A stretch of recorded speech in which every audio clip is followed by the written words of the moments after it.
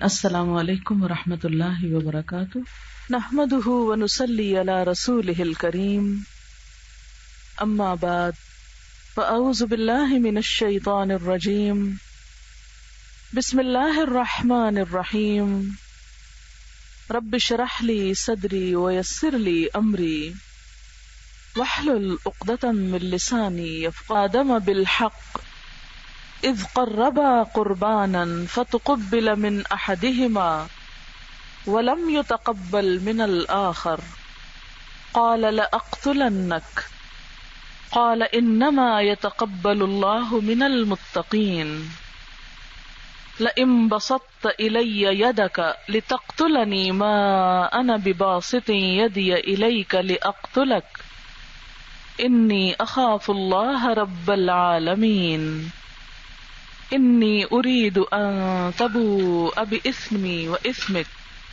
فتکون من اصحاب النار وذلک جزاء الظالمین فطوعت له نفسه قتل اخیہ فقتله فاصبح من الخاسرین فبعث الله غراما يبحث في الارض ليريه كيف يواري سوءة اخیہ قال یا ویلتا اعجزت ان اکون مثل هذا الغراب فأواری سوءة اخی فاصبح من النادمین من اجل ذلك كتبنا على بني اسرائیل انه من قتل نفسا بغیر نفس او فساد في الارض فكأنما قتل الناس جميعا ومن احیاها فكأنما أحيا الناس جميعا ولقد جاءتهم رسلنا بالبينات ثم إن كثيرا منهم بعد ذلك في الأرض لمسرفون۔ اور ذرا انہیں آدم علیہ السلام کے دو بیٹوں کا قصہ بے کم و کاس سنا دو۔ جب ان دونوں نے قربانی کی تو ان میں سے ایک کی قربانی قبول کر لی گئی اور دوسرے کی نہ کی گئی۔ اس نے کہا میں تجھے قتل کر دوں گا۔ اس نے جواب دیا اللہ تو متقی لوگوں کی نظریں ہی قبول کرتا ہے، اگر تو مجھے قتل کرنے کے لیے ہاتھ اٹھائے گا تو میں تجھے قتل کرنے کے لیے ہاتھ نہ اٹھاؤں گا۔ میں اللہ رب العالمین سے ڈرتا ہوں، میں چاہتا ہوں کہ میرا اور اپنا گناہ تو ہی سمیٹ لے اور دوزخی بن کر رہے۔ ظالموں کے ظلم کا یہی ٹھیک بدلہ ہے۔ آخرکار اس کے نفس نے اپنے بھائی کا قتل اس کے لیے آسان کر دیا اور وہ اسے مار کر ان لوگوں میں شامل ہو گیا جو نقصان اٹھانے والے ہیں۔ پھر اللہ نے ایک کوا بھیجا جو زمین کھودنے لگا تاکہ اسے بتائے کہ اپنے بھائی کی لاش کیسے چھپائے۔ یہ دیکھ کر وہ بولا افسوس مجھ پر، میں اس کوے جیسا بھی نہ ہو سکا کہ اپنے بھائی کی لاش چھپانے کی تدبیر نکال لیتا۔ اس کے بعد وہ اپنے کیے پر بہت پچھتایا۔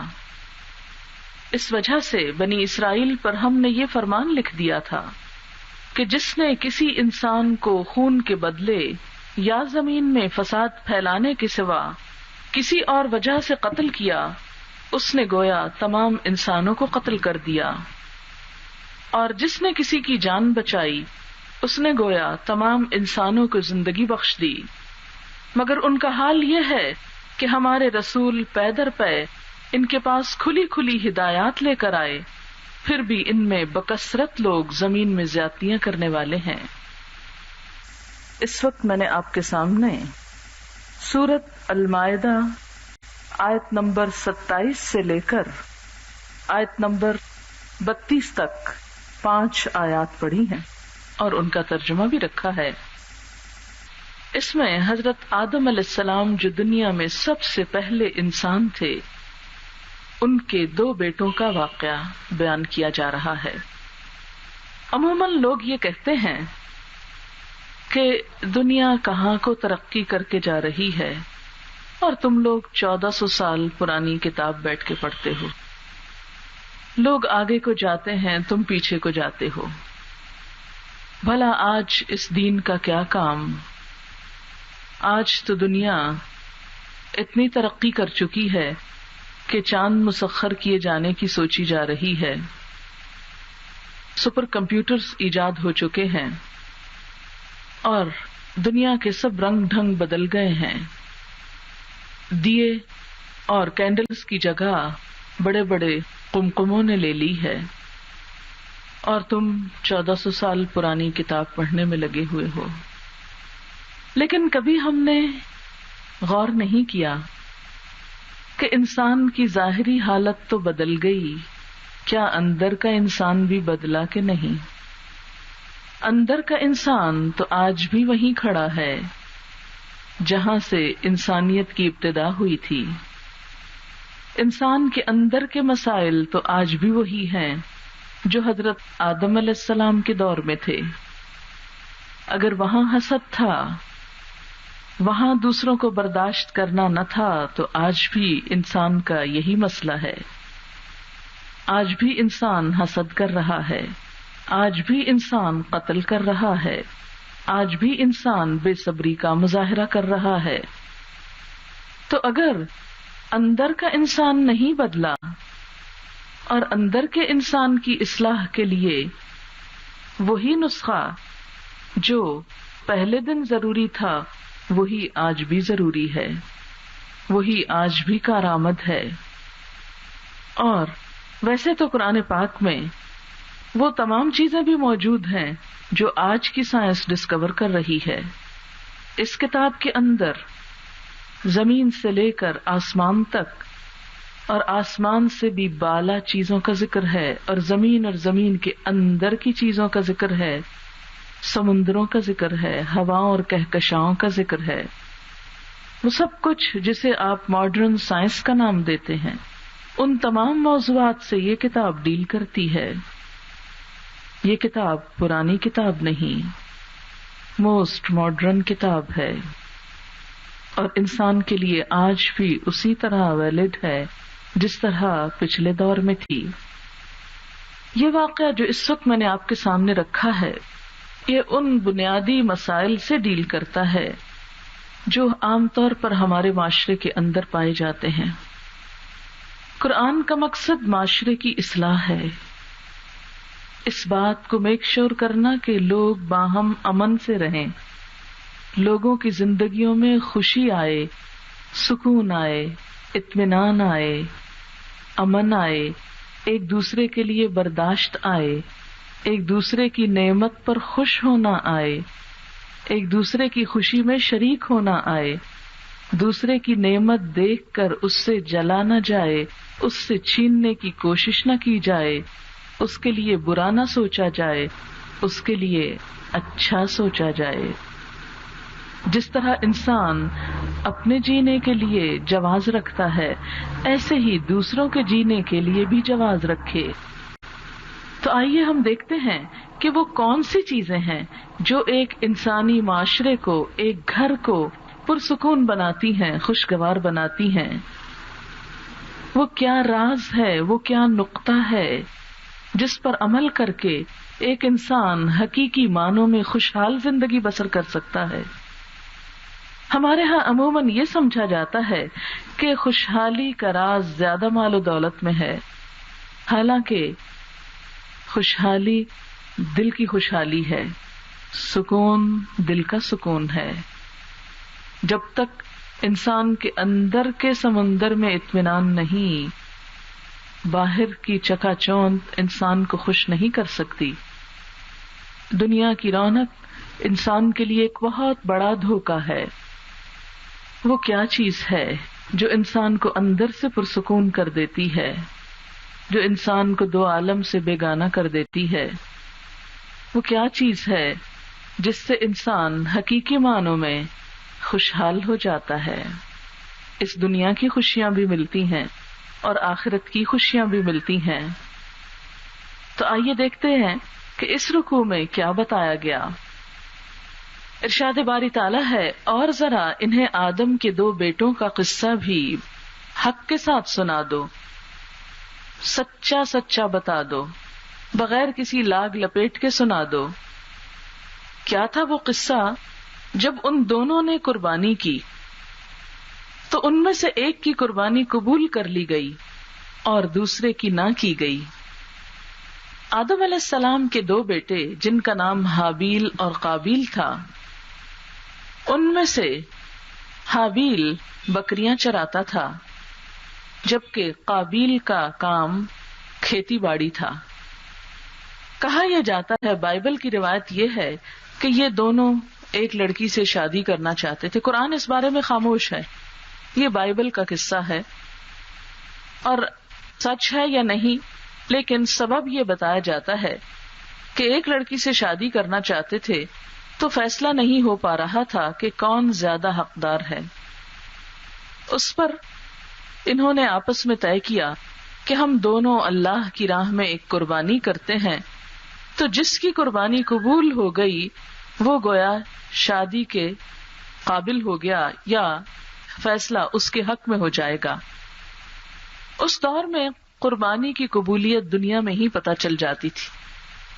آسمان سے ایک آگ آتی تھی اور وہ قربانی کو بھسم کر دیتی جس قربانی کی قبولیت ہو جاتی۔ دونوں نے قربانی کی، ایک نے بھیڑ ذبح کی اور دوسری نے کچھ زمین کی پیداوار میں سے صدقہ خیرات کیا۔ اب اللہ کا کرنا ایسا ہوا کہ ان میں سے ایک کی قربانی قبول کر لی گئی، اور وہ کون تھا خوش قسمت؟ حابیل۔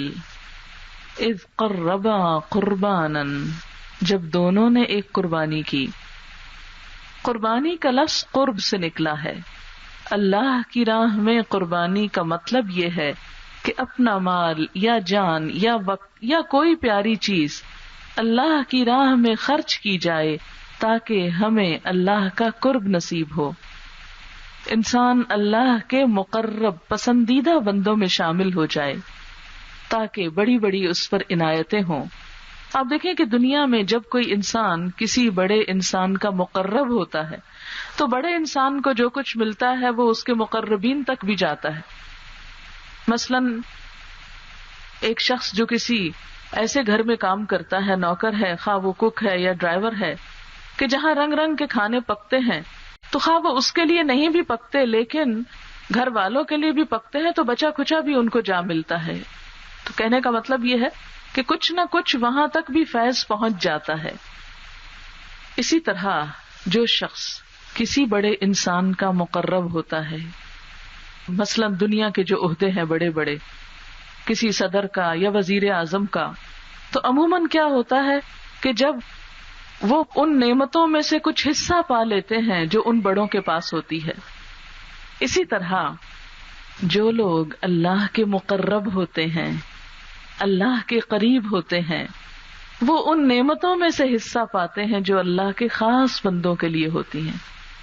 وہ بڑے VIP ہوتے ہیں، وہ بہت قریب ترین ہوتے ہیں، وہ ہر چیز کے مالک ہو جاتے ہیں، وہ ایک طرح سے بادشاہ ہوتے ہیں۔ خواہ دیکھنے میں وہ فقیر ہی کیوں نہ نظر آئیں، لیکن اللہ کے قریب ہونے کی وجہ سے ان کی اپنی ایک شان ہوتی ہے۔ لیکن یہ شان، یہ رتبہ بلند ملا جس کو مل گیا، ہر مدعی کے واسطے دار و رسن کہاں۔ یہ بڑائی اور یہ قرب ہر ایک کو نہیں ملتا، ان لوگوں کو ملتا ہے جو اللہ کے لیے کچھ قربانی کرتے ہیں۔ قرب کے لیے قربانی ضروری ہے۔ آپ دیکھیں کہ بادشاہوں کے بھی مقرب کون بنتے ہیں؟ جو بادشاہوں کے لیے قربانی کرتے ہیں۔ ہمارے ملک میں مثلا بڑوں کے قرب کون حاصل کرتے ہیں؟ جو ان کے لیے کوئی نہ کوئی قربانی کرتے ہیں، مثلا ووٹ کی کمپین میں شریک ہوتے ہیں یا کوئی اور کام کرتے ہیں یا مالی طور پہ کنٹریبیوشن کرتے ہیں یا کسی بھی طرح، جو ایک دنیا کا طریقہ ہے۔ ایسا تو نہیں کہ اگر آپ کسی کے لیے کچھ بھی نہ کریں اور وہ بے وجہ میں آپ کو اپنے قریب کر لے، یہ نہیں ہوتا۔ ہمیشہ قرب کے لیے قربانی چاہیے ہوتی ہے۔ قربانی پروو کرتی کہ ہاں واقعی آپ کسی کے قریب ہونے کے لائق ہیں۔ آپ دیکھیے کہ قربانی صرف مال کی نہیں ہوتی، اپنے جذبات کی، احساسات کی، اپنی نیند اور آرام کی، اپنی پسندیدہ چیزوں کی، ہر چیز کی قربانی ہوتی ہے۔ حضرت ابراہیم علیہ السلام کی زندگی میں ہم دیکھتے ہیں کہ وہ ایک مشرک گھرانے میں پیدا ہوئے جہاں ہر طرف اندھیرا تھا۔ ان کا باپ بت پرست تھا، بت گر تھا، مجسمہ سازی اس کا پیشہ تھا، لکڑی اور پتھر کے بت بنا بنا کر بیچا کرتا تھا، مذہب کی ایک گدی پر فائز تھا، اس کو ایک بڑا مقرب اور مکرم مقام حاصل تھا، لیکن بیٹا باغی ہو گیا۔ آج کی اصطلاح میں باغی، حقیقی معنوں میں تو وہ اللہ کا وفادار ہوا، لیکن زمانے کے قانون کا باغی ہو گیا۔ ابراہیم علیہ السلام کی سمجھ میں نہیں آتا تھا کہ یہ بت جو کسی کو کچھ دے نہیں سکتے، نہ یہ سنتے ہیں، نہ بولتے ہیں، نہ ہاتھ پاؤں ہلا سکتے ہیں، ان کی آخر عبادت کس لیے کی جائے؟ یہ ہمارا کیا بنا سکتے ہیں؟ لیکن ابراہیم علیہ السلام کی سمجھ میں نہیں آتا تھا کہ لوگ اتنے دیوانے ان کے کیوں ہو رہے ہیں۔ انہوں نے کیا کیا کہ ان بتوں کو توڑ ڈالا، بغاوت کر دی ان بتوں کے خلاف۔ ان کو پتا تھا انجام کیا ہونے والا ہے، اور واقعی انجام کیا ہوا؟ آگ کا ایک بہت بڑا الاؤ تیار کیا گیا، اور باپ بھی ان لوگوں میں سے تھا جو بیٹے کو جلانے کے لیے لکڑیاں ڈھو ڈھو کے لا رہے تھے۔ سارا شہر ابراہیم علیہ السلام کے لیے لکڑیاں چن چن کے لا رہا تھا کہ اس باغی کو سزا دی جائے، لیکن وہ بغاوت چونکہ اللہ کے لیے تھی، تو اللہ اپنے بندوں کی حمایت نہ کرے گا، اپنے مقربین کی حمایت نہ کرے گا تو کس کی کرے گا؟ اللہ کا ارشاد ہوا، قُلْنَا يَا نَارُ كُونِي بَرْدًا وَسَلَامًا عَلَىٰ إِبْرَاهِيمَ، ہم نے کہا اے آگ ٹھنڈی ہو جا اور ابراہیم پہ سلامتی۔ ابراہیم علیہ السلام کو ان کے والد نے گھر سے نکال دیا، دھمکیاں دی، لوگوں نے ان کو کوئی عزت نہ دی، لیکن انہوں نے اپنے رب کی خاطر اپنی عزت، اپنے جاہ و مال، اپنے والدین، اپنے وطن، اپنی محبتوں کی قربانی دی کہ میرے رب کا حکم یہی ہے، لہذا رب ایک طرف، پوری دنیا ایک طرف، اور وہ اس امتحان میں کامیاب ہو گئے۔ افسوس کہ آج ہم مسلمان ہوتے ہوئے ہمارے معاشرے کے اندر بھی ایسی کئی چیزیں پائی جاتی ہیں جن کی کوئی لاجک نہیں۔ مثلا یہ مارچ کے نوائے وقت کی ایک خبر میں تھا کہ کراچی میں ہی ایک جھیل ہے، منگو پیر جھیل، وہاں پر مگرمچھوں کی عقیدت مندوں کا ایک میلہ لگتا ہے، اور لوگ وہاں پر اونٹ، گائے، بکری، مرغی تک جا کر قربان کرتے ہیں، اور جس کا گوشت مگرمچھ کھا لے ان کو بہت خوش قسمت تصور کیا جاتا ہے، اور ان کے ہاں بھی یہی عقیدہ ہے کہ مگرمچھ صرف حلال کا مال کھاتے ہیں۔ اور مگرمچھ کو کیوں کھلایا جاتا ہے کہ اگر مگرمچھ نے کھا لیا تو کیا ہوگا؟ ہمارے سارے مشکلات آسان ہو جائیں گی۔ اب آپ خود سوچیں کہ یہ ہمارے پڑھے لکھے لوگوں کے شہر میں، عقل والوں کے آس پاس ہو رہا ہے۔ ابراہیم علیہ السلام تو کئی ہزار سال پرانی دنیا میں آئے تھے کہ جہاں بت پرستی تھی، لوگوں کو سمجھ میں نہیں آتا تھا کہ مٹی اور پتھر کے بت کیا دے سکتے ہیں جن کو انہوں نے توڑا، لیکن آج ہمارے لوگ مگرمچھوں کو جا کے کھلا رہے ہیں قربانیاں کہ یہ ہماری قسمت بدلیں گے۔ کیا ان میں اور اس دور جاہلیت میں کوئی فرق ہے؟ کچھ بھی تو نہیں۔ لیکن اگر آپ ایسے لوگوں سے بات کریں کہ یہ سب کچھ نانسنس قسم کی باتیں ہیں، مگرمچھ نہ کسی کی قسمت بناتے ہیں نہ بگاڑتے ہیں، تو وہ ماننے کو تیار نہیں ہوں گے۔ کسی دن تجربہ کر لیجئے، چل کے سمجھانے کی کوشش تو کیجئے۔ اسی لیے تو قرآن کہتا ہے وَإِذَا قِيلَ لَهُمْ، جب ان سے کہا جاتا ہے تَعَالَوْا، آؤ، إِلَى مَا أَنزَلَ اللَّهُ، اس چیز کی طرف جو اللہ نے نازل کی ہے، وَإِلَى الرَّسُولِ، اور رسول کی طرف آؤ، قالوا، تو وہ جواب میں کیا کہتے ہیں؟ حسبنا ما وجدنا علیہ آباءنا، کافی ہے ہم کو جس پر ہم نے اپنے باپ دادا کو پایا. یہ نیا دین آ کے سکھا رہے ہو ہم کو؟ ہمارے باپ دادا کیا جاہل تھے؟ بات یہ ہے کہ ہر انسان کو اپنے والدین پیارے ہوتے ہیں، اور ہر شخص اپنے والدین کی ایک عزت، عقیدت اور احترام دل میں رکھتا ہے، اور کبھی ان کے خلاف کوئی بات سننا نہیں چاہتا، خواہ وہ کتنے ہی خراب لوگ ہوں. ہوتا یہ ہے کہ خاص طور پر جب والدین دنیا سے گزر جاتے ہیں تو ان کی باتیں قرآن کا حرف ہونے لگتی ہیں. ان کی عقیدت کے واقعات پھر ہمارے لیے ایک مقدس دین بن جاتے ہیں، اور جب کبھی اللہ کا کوئی حکم آتا ہے تو اس کو سبسائڈ کرنے کے لیے، اس سے اسکیپ کرنے کے لیے ہم فوراً کیا کہتے ہیں؟ کیا ہمارے ماں باپ غلط تھے؟ وہ بھی تو یہ سب کچھ کرتے تھے. تو اللہ تعالیٰ فرماتے ہیں کہ جب ان لوگوں سے کہا جاتا ہے کہ آؤ اس چیز کی طرف جو اللہ نے اتاری ہے، یعنی قرآن کی طرف اور رسول اللہ صلی اللہ علیہ وسلم کی سنت کی طرف، قالو کہتے ہیں حسبنا ما وجدنا علیہ آباءنا، کافی ہے ہم کو جس پر ہم نے اپنے باپ دادا کو پایا. اللہ تعالیٰ ان سے پوچھتے ہیں اولو کان آباؤہم لا یعلمون شیئا ولا یہتدون، کیا وہ پھر بھی باپ دادا کی بات مانیں گے خواہ ان کے باپ دادا نہ علم رکھتے ہوں نہ ہدایت پر ہو؟ کہ علم کے بغیر باپ دادا کی پیروی جو ہے وہ جہالت کی پیروی ہے. لیکن ہم میں سے کتنے لوگ ہیں جو باپ دادا کے طور طریقوں سے، ان کے دین سے، ان کی رسوم و رواج سے بغاوت کر سکیں. لفظ بغاوت اچھا لفظ نہیں ہے، لیکن یہ بھی ایک قربانی ہوتی ہے کہ جب قرآن کا کوئی حکم ہمارے سامنے آئے تو ہم اس کو ایکسپٹ کر لیں کھلے دل سے، یہ کہہ کر کہ اصل حق تو یہ ہے. بالکل ان کی طرح جیسے نجاشی کے دربار میں جب قرآن پاک سنایا گیا تو نجاشی حالانکہ عیسائی تھا، لیکن سننے کے ساتھ ساتھ جو سن رہا تھا اس کی آنکھیں آنسوں سے بھر گئی اور وہ چھلک کر اس کے چہرے پہ پھیل گئے. قرآن پاک نے اس کی گواہی دی، اذا سمعوا ما انزل الى الرسول ترى اعینهم تفیض من الدمع مما عرفوا من الحق، اور جب انہوں نے اس کلام میں سے سنا جو رسول کی طرف بھیجا گیا صلی اللہ علیہ وسلم، تو تم دیکھتے کہ ان کی آنکھیں آنسوؤں سے چھلک رہی تھی. پھر کچھ ایک وفد حضور صلی اللہ علیہ وسلم کی خدمت میں حاضر ہوا انہی عیسائیوں کا. آپ صلی اللہ علیہ وسلم نے ان کو سورت یاسین پڑھ کر سنائی.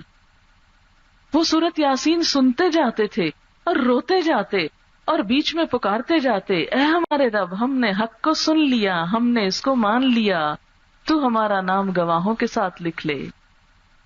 جن کے دل حق کی تلاش میں ہوتے ہیں وہ یہ نہیں دیکھتے کہ ان کے ماں باپ کرسچنز ہیں یا ہندو ہیں یا ان کے طور طریقے کیا تھے یا ان کے رواج کیا تھے، وہ یہ دیکھتے ہیں قرآن کیا کہتا ہے، اللہ کا حکم کیا ہے، اس کے رسول صلی اللہ علیہ وسلم کا طریقہ کیا ہے. اور یہ جذبات کی قربانی سب سے بڑی قربانی ہوتی ہے. مال دینا آسان ہوتا ہے یا اپنا وقت دینا آسان ہوتا ہے، لیکن اپنی سوچ کو قربان کرنا، اپنی بات چھوڑ کے دوسرے کی بات مان لینا، اور دوسرے کی بھی نہیں اللہ کی بات مان لینا، یہ ہے اصل قربانی. ہدایت اسی شخص کو ملتی ہے جو اپنا آپ بیچ ڈالے اللہ کی بات کے لیے کہ جو میرا رب کہے گا میں وہ مانوں گی، چاہے ساری دنیا اس کے خلاف ہو، چاہے میرے ماں باپ اس کے اگینسٹ ہو، چاہے میرے گھر والے اس کے خلاف ہو، چاہے کوئی کچھ کہے، مجھے نہیں پرواہ کسی کی، مجھے صرف وہ کرنا ہے جو میرے رب نے فرمایا ہے. تو یہاں پر اسی کا ذکر ہے کہ اس قربا قربانا، جب دونوں نے قربانی کی، فتقبل من احدہما، ان دونوں میں سے ایک کی قربانی قبول کر لی گئی، ولم یتقبل من الآخر، دوسرے کی قربانی قبول نہ ہوئی. دینے میں دونوں برابر کے تھے، لیکن ایک کی چیز اللہ نے لے لی، دوسرے کی نہیں لی. اب اس پر غور تو اس کو کرنا چاہیے تھا جس کی قربانی قبول نہیں ہوئی کہ بھئی کیا وجہ ہوئی کہ میری قربانی قبول نہیں ہو رہی، ضرور مجھ میں کوئی غلطی ہے. اس نے یہ نہیں سوچا، اس نے فوراً غصے میں آ کے اپنے بھائی کو کیا کہا، لأقتلنک، میں تجھے قتل کر دوں گا، حسد کے مارے کہ تیری قربانی قبول ہو گئی، میں تجھے جیتا نہیں چھوڑوں گا. میں تجھے زندہ نہیں رہنے دوں گا. یہ غصے کی آخری دھمکی ہوتی ہے نا کسی کو جان سے مار ڈالنا, کہ یہ شخص میری بات نہیں سنتا, میری نہیں مانتا, لہذا میں اس کو زندہ نہیں رہنے دوں گا. لأقتلنک, تجھے قتل کر دوں گا. ہم لوگوں کا عام طور پر یہی حال ہوتا ہے کہ جب کوئی ہم سے غلطی ہوتی ہے یا ہمارے زندگی میں کوئی مشکل آتی ہے تو ہم اپنی غلطی کا جائزہ نہیں لیتے, اپنے پہ نگاہ نہیں ڈالتے, فوراً دوسرے کو بلیم کرنا شروع کر دیتے ہیں اور تدبیریں سوچنے لگتے ہیں کہ اس کو کیسے نظروں سے ہٹائیں, اس کا کیسے کباڑا کریں کہ کسی طرح یہ ہٹ جائے, کسی طرح یہ دور ہو جائے, کسی طرح اس کو مار ڈالا جائے تاکہ ہم جی کر دنیا کی ساری نعمتیں حاصل کر سکیں. اب چونکہ کہا یہ جاتا ہے کہ اس قربانی کی قبولیت کا مطلب یہ تھا کہ حابیل فٹ قرار پایا اس لڑکی سے شادی کے لیے یا اس کا حقدار ہو گیا. اب اس سے یہ برداشت نہ ہوا کہ اچھا وہ لڑکی مجھے نہ ملے, اس کو مل جائے, میں اس کو جینے نہیں دوں گا. اچھا دیکھیے ہمارے معاشرے میں کیا ہوتا ہے, عموماً رشتے ڈالے جاتے ہیں, جب رشتہ ملتا نہیں تو لوگ کیا کرتے ہیں, یہ نہیں کہتے اچھا چلو قسمت میں ہی نہیں تھا, اللہ نے جوڑے بنائے ہیں, نہیں تھا اللہ کی مرضی نہیں ہوا. کوئی صبر نہیں کرتا, پھر الٹے ہتھیار کیے جاتے ہیں, فوراً بھاگتے ہیں پیروں فقیروں کے پاس, جادو ٹونے ٹوٹکے کرنے لگتے ہیں اور غصے کا اظہار اس طرح کرتے ہیں, بڑی بڑی رقمیں خرچ کر کے اپنا ایمان گوا کے. آپ کو پتا ہے کہ جادو کرنا کفر ہے, کفر, لیکن ہم کو اس وقت بھول جاتا ہے کہ یہ کفر ہے یا ایمان ہے.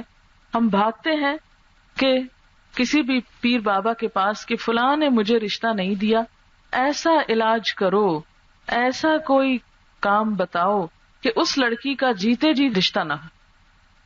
آپ نے یہ بات عام سنی ہوگی, بہت سے گھرانوں میں یہ بات دیکھی سنی ہوگی کہ اگر ہمیں نہیں لڑکی ملی تو اب یہ لڑکی کسی کے لیے نہیں, اس کا ہو ہی نہ. کتنا بڑا ظلم ہے. یہی تو حسد قابیل نے کیا تھا کہ اگر مجھ سے شادی نہیں ہو سکتی یا میری قربانی قبول نہیں ہوئی تو میں حابیل کو زندہ ہی نہیں چھوڑوں گا کہ یہ کبھی شادی کر سکے. لأقتلنک, میں ضرور تجھے قتل کر دوں گا. پھر کیا ہوتا ہے کہ بعض اوقات اگر ایک کے بچے نہیں ہوئے تو کسی کے بچے اچھے نہیں لگتے, اب وہ ایسے ٹوٹکے کیے جا رہے ہیں, ایسے جادو کیے جا رہے ہیں کہ جس سے دوسروں کی اولاد بند کی جا سکے یا پیدا ہو تو مر جائے. اس قسم کی خرافات, اگرچہ یہ سب کچھ باذن اللہ ہوتا ہے, لیکن یاد رکھیے کہ جادو بہرحال اپنی جگہ برحق ہے. جیسے مثلاً آپ کسی کی تعریف کریں اس کے اندر خوشی آئے گی, اور اگر آپ کسی کو گالی دیں تو کئی کئی دن نہیں بھولے گا. جادو بالکل یہی چیز ہے. جادو ایک کلام ہوتا ہے, جیسے اچھا کلام کے اچھے اثرات ہوتے ہیں ایسے غلط کلام کے غلط اثرات ہوتے ہیں. جس طرح انسان کی جسم ہے نا, جسم پہ کوئی سخت چیز مارو تو یہ اثر کرتی ہے, چوٹ لگتی ہے, ایسے انسان کی جو روح ہے اس پہ کلام کا اثر ہوتا ہے. آپ دیکھیں ہم ایک اچھا شعر سنتے تو ہم جھومتے رہتے, کیا وجہ ہوتی ہے؟ کوئی گانا لوگ سن لیتے ہیں تو وہی گنگنانے لگے, بس ایک دفعہ سننے کی دیر ہوتی ہے, کوئی رٹا نہیں لگانا پڑتا, فوراً ہی زبان پہ جاری ہو جاتا ہے, کیونکہ وہ اندر تک اثر کر گیا. اب وہ جو اندر تک چلا جائے اس چیز کو رٹنے کی ضرورت ہی نہیں, وہ فوراً ہی دل پہ آ کے زبان پہ آئے گا. تو بالکل اسی طرح جادو بھی ایسا کلام ہوتا ہے کہ جس کے اثرات روح پر ہوتے ہیں. تو بہرحال یہ بھی انسان کے لیے ایک آزمائش ہے. تو اسی طرح ہمارے ہاں حسد کے مارے کیا کیا جاتا ہے, ہم نہیں کھا سکے تو دوسرا بھی نہ کھا سکے. مثلاً آپ نے کبھی بچوں کو دیکھا ہوگا, اگر ایک کی کوئی چیز گر جائے تو وہ ہاتھ مار کے دوسرے بھائی کی بھی گرا دیتا ہے, میں نہیں پی سکا تم کیوں پی سکو. یہ قدرتی طور پر ایک شیطانی سی کیفیت انسانوں کے اندر ہوتی ہے, مجھے نہیں نعمت ملی اس کو کیوں ملی. حسد, جلن, کڑھن. بعض اوقات بہنوں میں ایک بہن کی شادی کسی اچھے گھر میں ہوئی, دوسری کو قدرتی طور پر کوئی آزمائشوں کا سامنا کرنا پڑا, اب وہ بہن سے بولتی نہیں, بول چال ہی بند ہے, اس کے گھر آنا جانا بند ہے, ہر روز ایک نیا فتنہ, ایک نیا الزام کہ وہ ایسے کرتی ایسے کرتی, دوسروں کے سامنے اس کی عزت برباد کی جاتی. یہ سب کچھ کیا ہے؟ دراصل حسد ہے. یہ جتنی بھی غیبتیں ہوتی ہیں نا, یہ سب حسد کی وجہ سے ہوتی ہیں. دوسروں کو ذلیل و خوار جتنا کیا جاتا ہے, جو تانے دیے جاتے ہیں، ان سب کے پیچھے جو جذبہ ہے وہ کیا؟ حسد. اور حسد بنیاد ہے تکبر پہ. حسد بیس کرتا ہے تکبر پہ کہ میں بڑا، دوسرا کیوں بڑا ہو جائے. اور اس میں آپ دیکھیں کہ بعض اوقات بڑے بڑے سمجھدار لوگ انوالو ہو جاتے ہیں، بڑے بڑے عقل مند دیندار لوگ اس کا شکار ہو جاتے ہیں. یہ پیغمبر کے بیٹے تھے دونوں.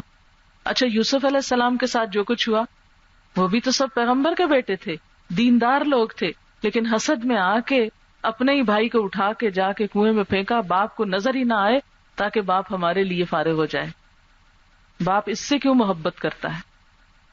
لیکن ہمیشہ یہ سوچنا چاہیے کہ یہ اللہ کا فیصلہ ہوتا ہے. کسی کو نعمت کا ملنا اللہ کا فیصلہ، اور جب ہم یہ چاہتے ہیں کہ وہ نعمت اس سے چھن جائے تو گویا ہم اللہ کے فیصلے کو قبول نہیں کرتے کہ اللہ تعالیٰ آپ کی بات ہم کو قبول نہیں، آپ اپنا فیصلہ بدل لیجئے اور جو اس کو دیا چھین لیجئے. بس اگر آپ نہیں لیتے تو ہم کچھ کرتے ہیں اس سے چھنوانے کے لیے. اور زندگی کی ساری انرجی اٹھتے بیٹھتے سوتے جاگتے بس یہی سوچا جا رہا ہے کہ دوسرے کو لیٹ ڈاؤن کس طرح کریں، اس کو ذلیل کس طرح کریں.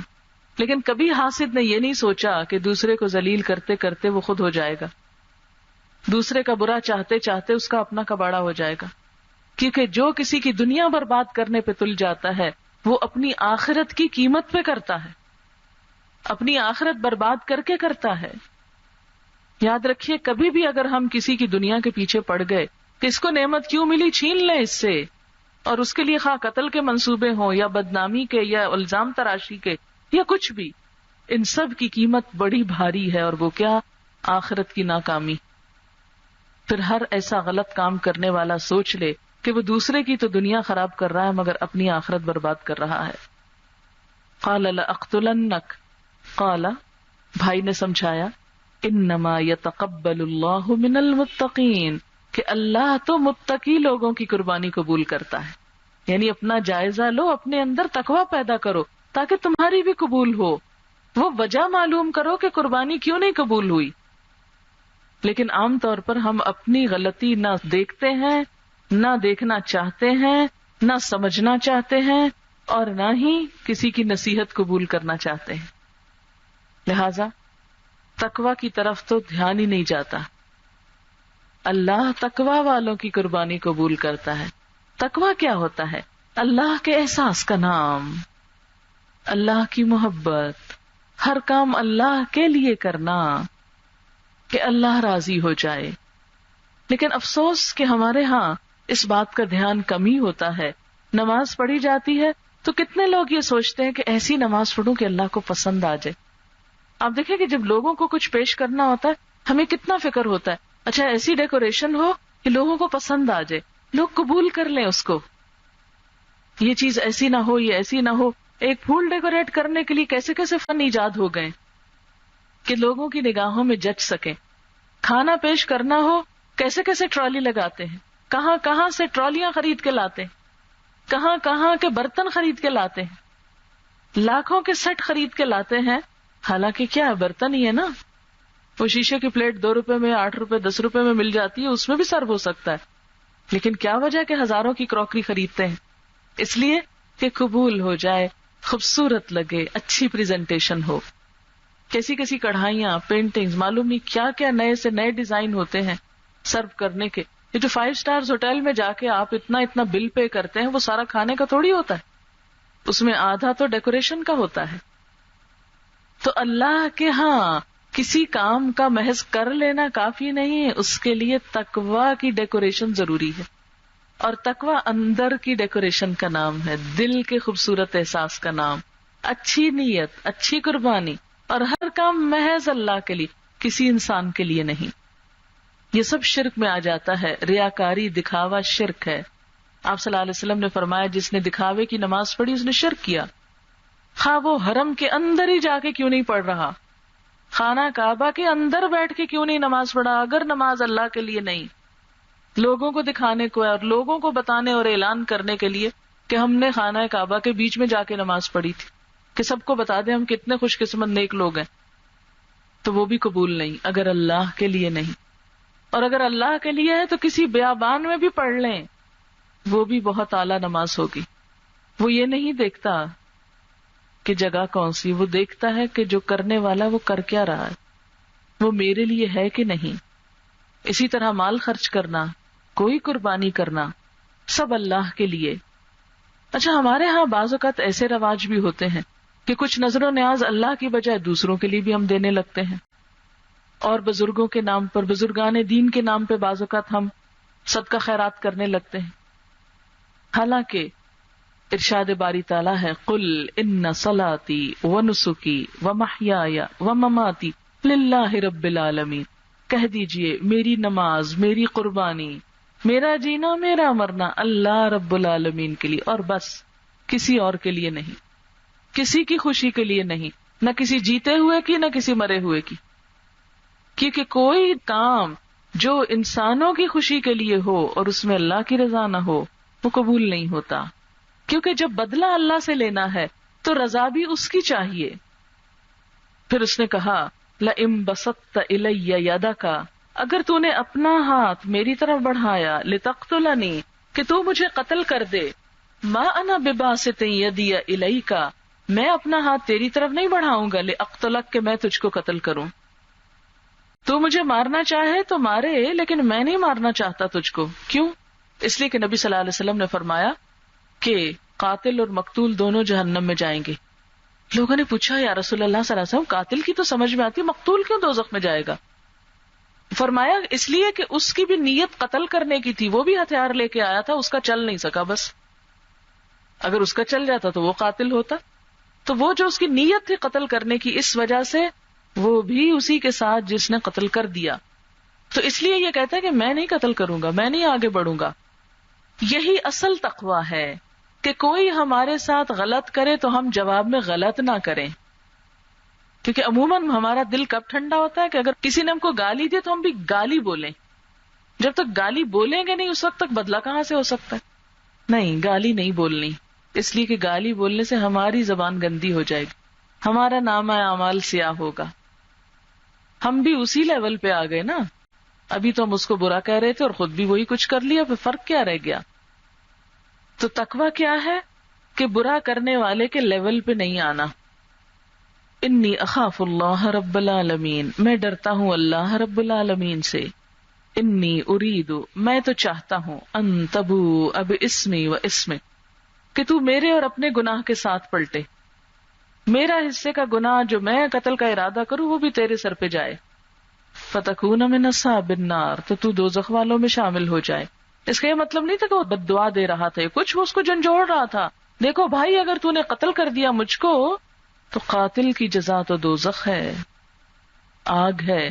جسے قرآن پاک میں ہی آتا ہے، من قتل مؤمنا متعمدا فجزاؤہ جہنم خالدا فیہا، جس نے کسی مسلمان کو جان بوجھ کے قتل کیا اس کی جزا تو جہنم ہے جس میں وہ ہمیشہ ہمیشہ رہے گا. اب آپ سوچیں کہ انسان دوسرے کو وقتی طور پہ ٹھکانے لگا رہا ہے، اپنی نظروں سے ہٹا رہا ہے، لیکن اپنی قیمت پر خود کو جہنم سے باندھ کے. اس لیے اس نے کہا مجھے تو اللہ سے ڈر لگتا ہے، میں یہ کام نہیں کروں گا. وذالک جزاء الظالمین، اور یہی بدلہ ہے ظالموں کا. پہلے اس نے نصیحت کی کہ دیکھو بھائی، اللہ تقوی والوں کی قربانی قبول کرتا ہے، تقوی اختیار کرو. اس نے اس کو سنی انسنی کی. پھر اس نے سختی سے بات کی، دیکھو اگر تم قتل کرو گے تو دوزخ میں جاؤ گے. اس نے اس کو بھی ٹال دیا، نہ پیار اثر کیا نہ ڈانٹ اثر کی. اور لیکن وہ اندر اس کا کھول رہا تھا، وہ غصہ کنٹرول نہیں کر پا رہا تھا، لہٰذا وہ کیا کرنے لگا، فطوعت لہ نفسہ قتل اخی، اس کے دل نے اس کے لیے اپنے بھائی کا قتل آسان کر دیا. جیسے ہم میں سے ہر شخص غلط کام کرنا اپنے لیے اس کی جسٹیفیکیشن تلاش کر لیتا ہے. پچھلے ہفتے میں ایک میگزین میں پڑھ رہی تھی کہ یہ جو 100 بچوں کا قاتل جس نے بچوں کو قتل کر کے تیزاب میں ڈالا تھا، آپ کو معلوم ہے کہ اس نے کیا کہا؟ اس نے کہا میں نے یہ اس لیے کیا کہ باقی بچوں کا مستقبل سنور جائے، کہ میں اگر 2-4 کو مارتا تو لوگوں کے ضمیر اتنے مردہ ہو گئے ان کو اثر نہیں ہونا تھا، میں نے لوگوں کو جگانا چاہا ہے. کیسی اچھی لاجک رکھتا ہے. دیکھیے ذرا، 100 بچوں کو مار کے، اور مارنا بھی اتنا ذلت کا کہ ان کا جسم بھی نہ بچے. اس سے بڑا بھیانک جرم کہیں ہوگا؟ لیکن وہ یہ جرم کر کے بھی مطمئن ہے، کہتا ہے میں نے تو لوگوں کے ضمیر جھنجھوڑے ہیں کہ لوگ جاگیں. کیا یہ طریقہ ہے ضمیر جھنجھوڑنے کا؟ لیکن بتانے کا میرا غرض یہ ہے اس مثال کو کہ ہر مجرم یہ کہتا ہے کہ جو میں کر رہا ہوں وہ صحیح کر رہا ہوں. ہر غلط کار اپنی غلطی کی جسٹیفیکیشن رکھتا ہے.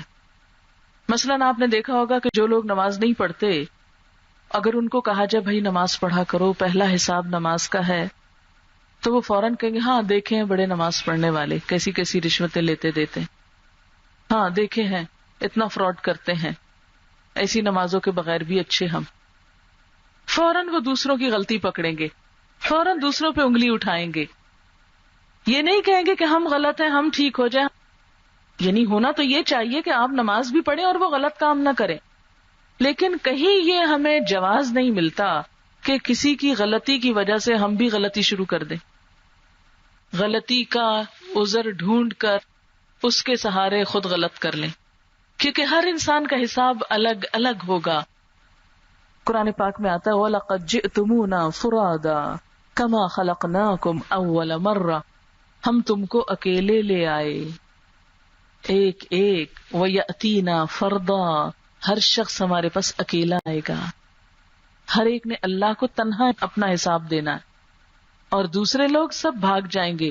ارشاد باری تعالیٰ ہے یوم یفر المرء من اخیہ وامہ وابیہ وصاحبتہ وبنیہ لکل امرئ منہم یومئذ شأن یغنیہ. جس دن انسان بھاگے گا، قیامت کے دن ہر انسان دوسرے سے بھاگے گا. کس سے؟ من اخی، اپنے بھائی سے. وہ نہیں دیکھے گا اس کو کیا مصیبت پڑی، بھاگ جائے گا مصیبت میں. دنیا میں بھاگ جاتے ہیں، آپ نے دیکھا ہوگا جب دکھ تکلیف آتی ہے سب بیگانے ہو جاتے ہیں، سب رفو چکر ہو جاتے ہیں.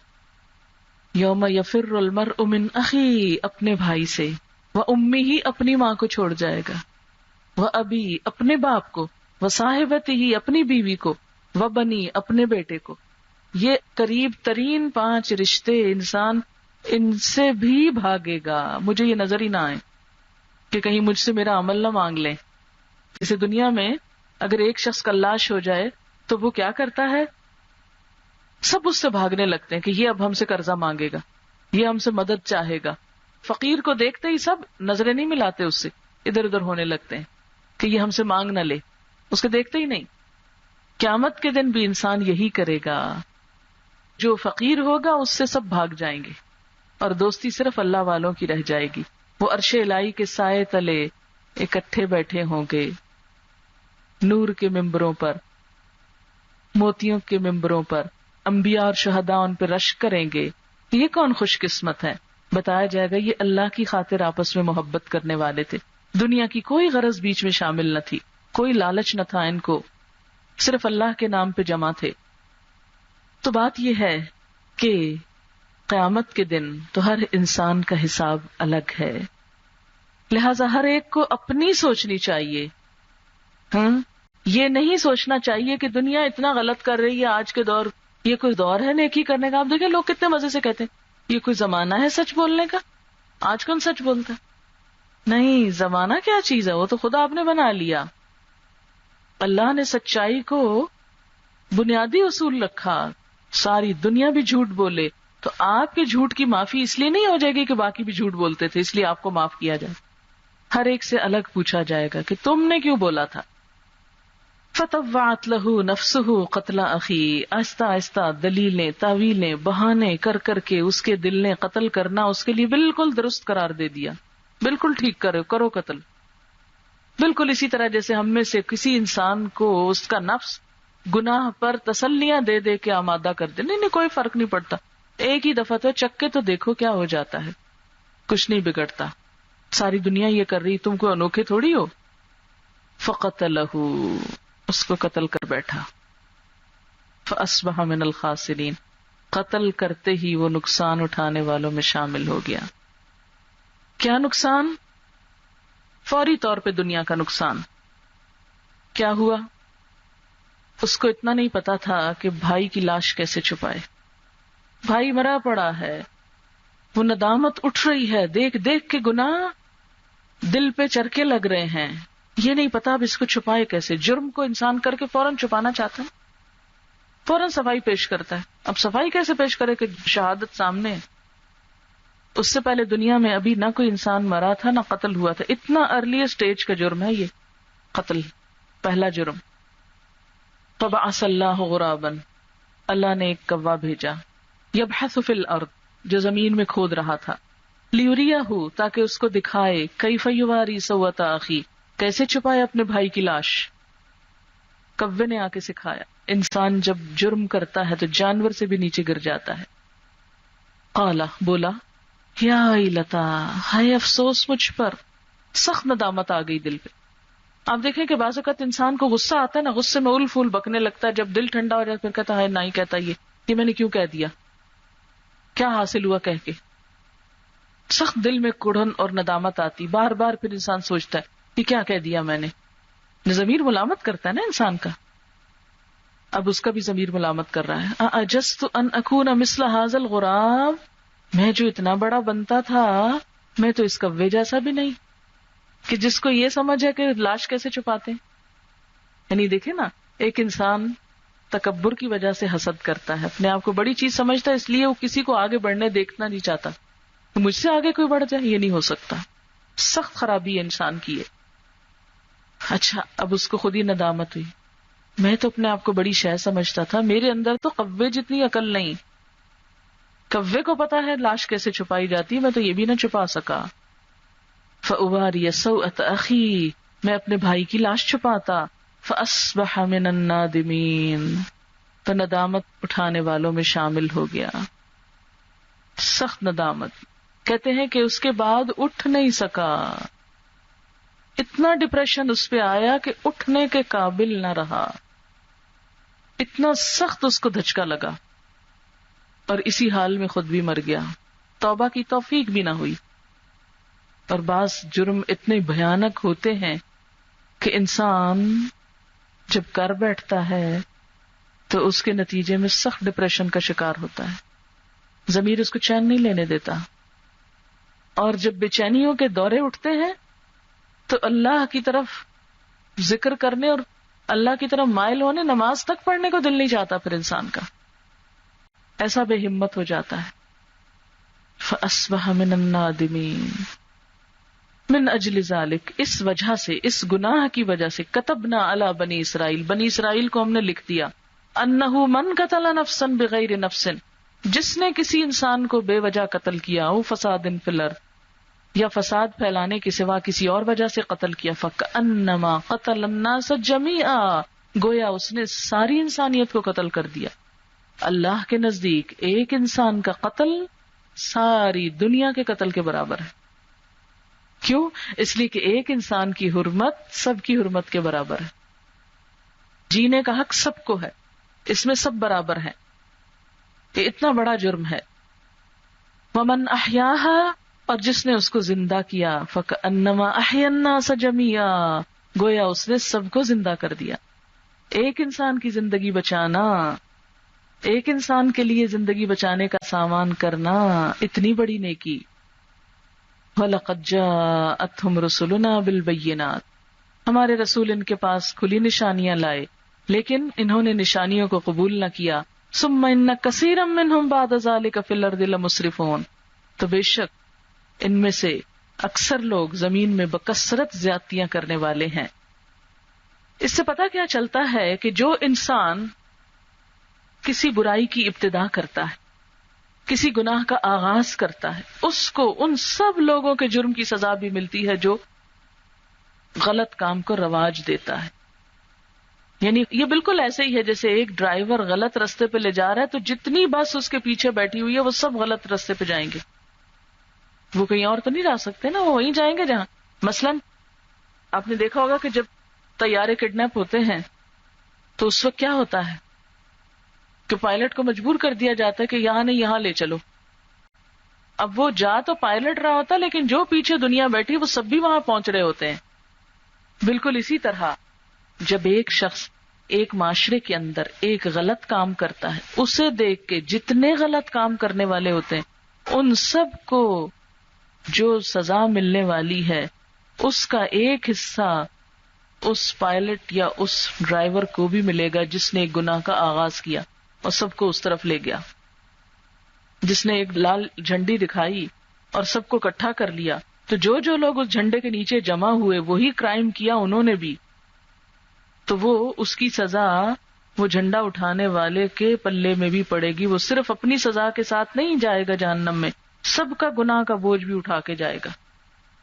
اسی طرح اگر کوئی شخص ایک نیک کام کا آغاز کرتا ہے، ایک نیکی کرتا ہے، ایک اچھی بات کسی کو بتاتا ہے، تو جتنے لوگ اس پہ عمل کر لیتے ہیں ان سب کی نیکی بھی اس بتانے والے کے پلے میں جائے گی. یہ اللہ کا ایک قانون ہے، ایک طریقہ ہے. اچھا کرنے والے کے لیے بھی میدان کھلا ہے اور برا کرنے والوں کے لیے بھی راہ کھلی ہے. اب یہ ہم پہ ڈپینڈ کرتا ہے کہ ہم اپنے لیے کیا پسند کرتے ہیں. اور یاد رکھیے، جب ہم اپنے غصے کو دل میں دفن نہیں کر سکتے تو پھر بھائی کی لاش ہی دفن کرنی پڑتی ہے. دو میں سے ایک چیز دفن کر دیجئے، یا غصہ، نفرت، عداوت، حسد، بغض دفن کر دے، یا پھر انسان دفن کرے. تو جس معاشرے میں نفرتیں اور عداوتیں دفن نہیں ہوتی وہاں انسان دفن ہوتے ہیں، اور یہی معاشرے کے بگاڑ اور فساد کا ذریعہ بنتا ہے. اور اس کے لیے دلوں کی اصلاح ضروری ہے، آپس میں محبتوں کو رواج دینا ضروری ہے، اور یہ سب کچھ قرآن ہی کرتا ہے، نبی صلی اللہ علیہ وسلم کی ذات کے ذریعے ہوتا ہے. جیسے کہ آپ کے بارے میں حالی کا قول ہے، قبائل کو شیر و شکر کر دکھایا کہ بکھرے ہوئے قبیلے آپس میں بھائی بھائی بن گئے. اسلام کا پیغام ہی اخوت کا ہے، محبت کا ہے. اللہ تعالی ہمیں عمل کی توفیق عطا فرمائے. دعا کر لیتے. لا الہ الا اللہ واللہ اکبر ولا حول ولا قوة الا باللہ العلی العظیم. اللہم صل علی محمد وعلی آل محمد کما صلیت علی ابراہیم وعلی آل ابراہیم انک حمید مجید. اللہم بارک علی محمد وعلی آل محمد کما بارکت علی ابراہیم وعلی آل ابراہیم انک حمید مجید. ربنا آتنا فی الدنیا حسنۃ وفی الآخرۃ حسنۃ وقنا عذاب النار. ربنا لا تزغ قلوبنا بعد اذ ہدیتنا وہب لنا من لدنک رحمہ انک انت الوہاب. ربنا ہب لنا من ازواجنا وذریاتنا قرۃ اعین واجعلنا للمتقین اماما. ربنا لا تؤاخذنا ان نسینا او اخطأنا. ربنا ولا تحمل علینا اصرا کما حملتہ علی الذین من قبلنا. ربنا ولا تحملنا ما لا طاقة لنا به واعف عنا واغفر لنا وارحمنا انت مولانا فانصرنا على القوم الكافرين. یا حی یا قیوم برحمتک نستغیث لا الہ الا انت سبحانک انی کنت من الظالمین. لا الہ الا اللہ الملک الحق المبین. لا حول ولا قوة الا باللہ العلی العظیم. لا الہ الا انت سبحانک انی کنت من الظالمین. اللہم انفعنا بما علمتنا وعلمنا ما ينفعنا وزدنا علما. اللہم اکفنا بحلالک عن حرامک واغننا بفضلک عمن سواک.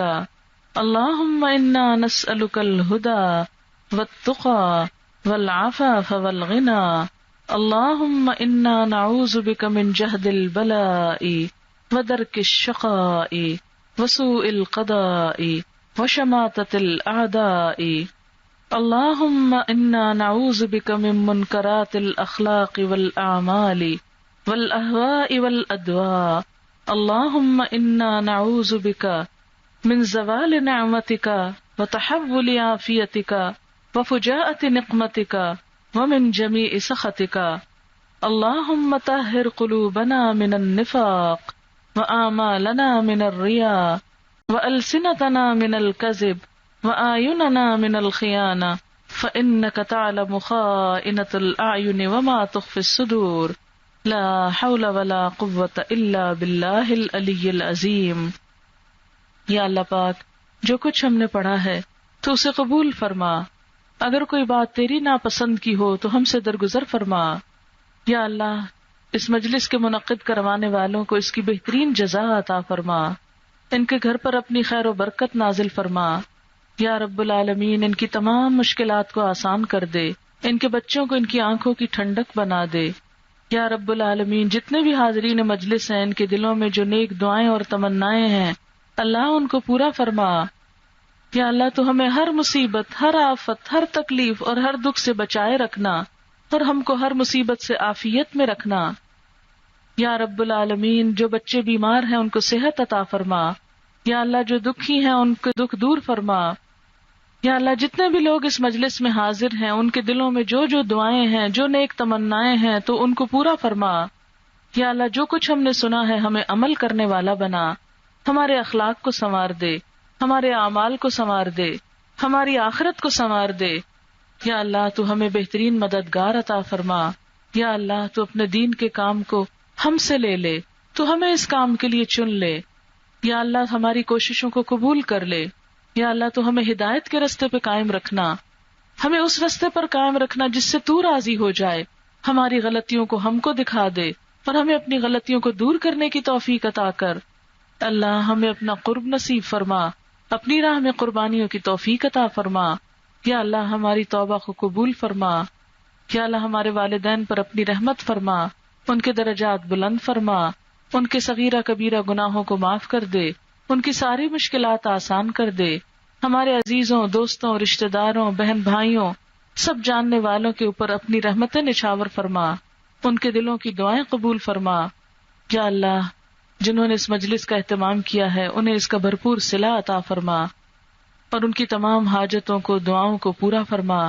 ربنا تقبل منا انک انت السمیع العلیم وتب علینا انک انت التواب الرحیم، وصلی اللہ تعالی علی خیر خلقہ محمد وعلی آلہ واصحابہ واہل بیتہ اجمعین برحمتک یا ارحم الراحمین الہی آمین۔ سبحانک اللہم وبحمدک نشہد ان لا الہ الا انت نستغفرک ونتوب الیک۔ والسلام علیکم ورحمۃ اللہ وبرکاتہ۔